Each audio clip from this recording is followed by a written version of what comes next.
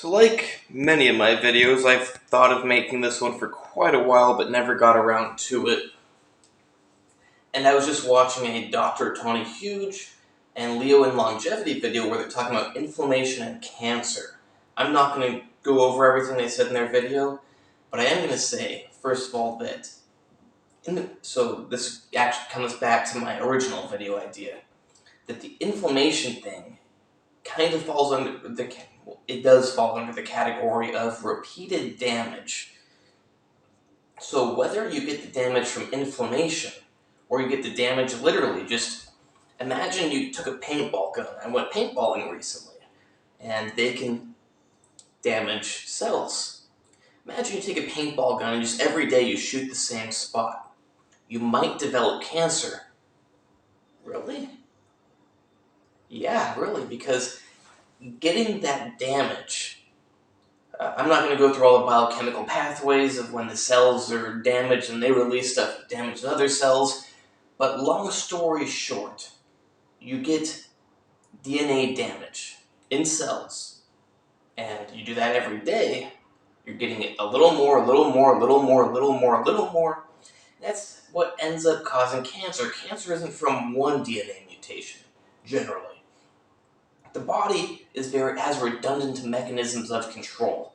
It's not going to let one mutation cause cancer. It's probably not going to let two mutations cause cancer. But you start adding up those mutations, and eventually the body's redundant systems of control can no longer handle it. So that's why repeated damage, repeated mutations to the DNA, once they start piling up, can cause cancer. And inflammation causes damage, just like the paintball gun hitting your arm would. Actually, like very, very, very similar damage. And what was I going to say? Oh yeah, antioxidants. So in that, Tony Huge and Dr. Tony Huge, and if you wonder why I call him doctor, like I notice he doesn't call himself doctor now, but I call him doctor because I consider him just as much of a doctor as anyone with a medical license. I have seen some videos where he made a few mistakes, but none of us are perfect. But yeah, people with medical licenses don't know anything special about the human body or anything. So he's just as much of a doctor as people with medical licenses. I'm not saying he's a surgeon, but he's just as much of a doctor. I'm not saying I'm a surgeon. And for the record, don't have a medical license, not giving medical advice. It's purely educational entertainment. But they discussed how antioxidants can actually be bad. I want to clear that up. So, yes, oxidation is an important... So, oxidation damages and destroys things. Not good for you. Good for foreign invaders. Because that's what you should do to invaders. When foreign things invade, you should destroy them. That's what our organism does. That's what should be done. But you don't want your body doing that to its own members, only to the foreign invaders. You don't want foreign invaders. So if you take way too much antioxidants, you don't have the surveillance mechanisms to destroy the invaders. Well, you have the surveillance mechanisms, but you don't have the arsenal to actually take them out. Yeah, because the reactive oxygen species are the killers. And if you take way too much antioxidants, you lose your SEAL Team 6, you lose your Marines, you lose all your guys that you need, average everyday citizens, to tackle the foreign invasion threat. You lose them. But is that why vitamin A and vitamin E are bad? Is that why they can cause cancer?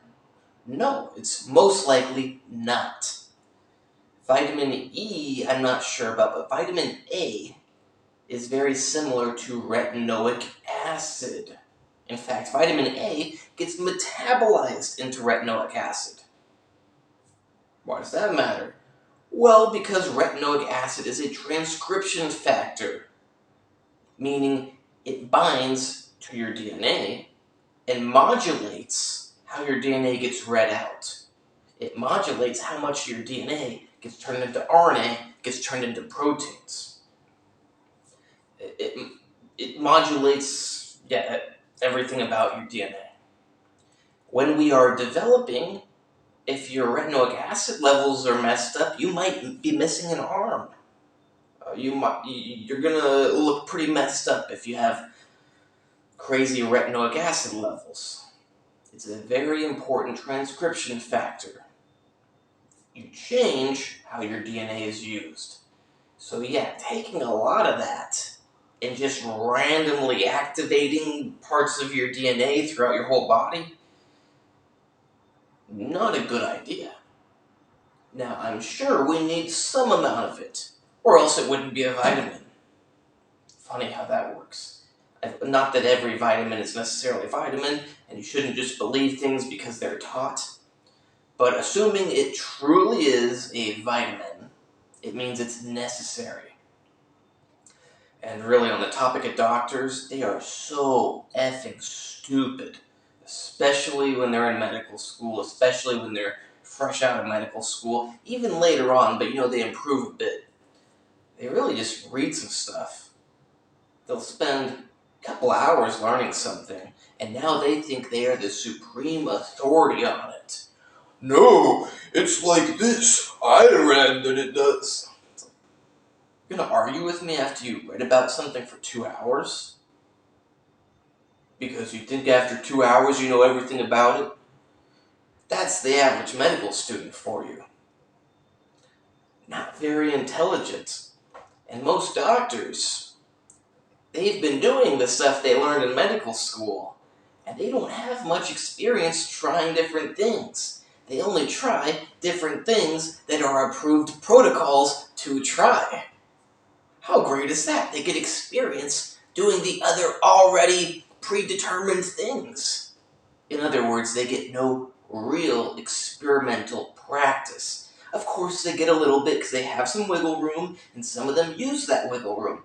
But most of them don't be like, well, this is one method and this is the other method. I've tried both methods. This one's better.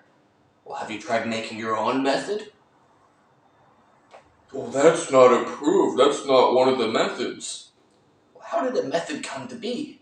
Because somebody did something that hadn't been done before. But the scientific spirit has been lost. In the old days, scientists experimented on themselves. That's why Dr. Tony Huge is good, because he's still living with the spirit of science. I live with the spirit of science. People that go to university, I go to university. Most people who go to university, including medical university, there is no spirit of science in them, sadly. It's incomprehensible to them.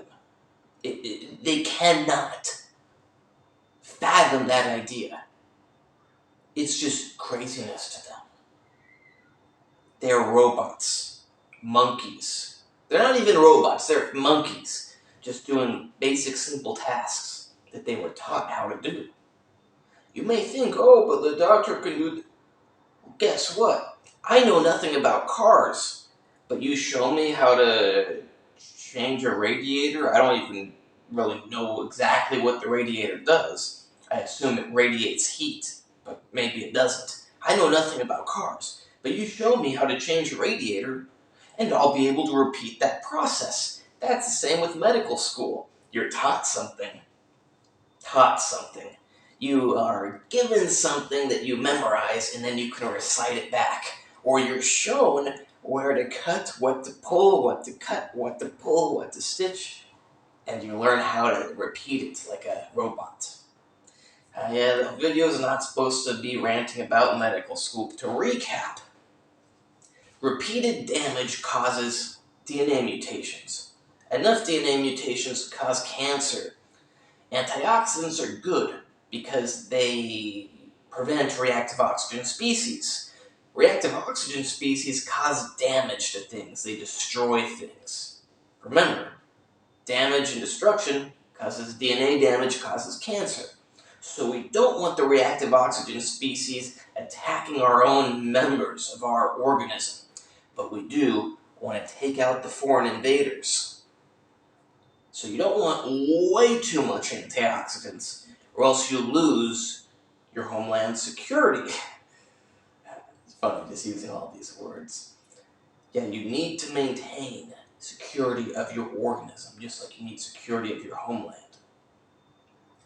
And the reason vitamin A and vitamin E, most likely, it's not, the reason they are carcinogenic is most likely not because they are such strong antioxidants that your reactive oxygen species can no longer take out the foreign invaders, but because they are, well, at least vitamin A is, a transcription factor binding to and changing the function of your DNA.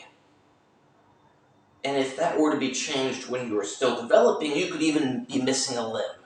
So to change it in whatever age you are currently is going to have unpredictable consequences. Well, predictable in the sense that they cause cancer. Unpredictable as in you don't know exactly what's going on. But we do know that it causes cancer, whatever is going on. Hope you liked that video. Hope you like my analogies. Please like, subscribe, and comment. Check out my other videos. But not for the foreign invaders.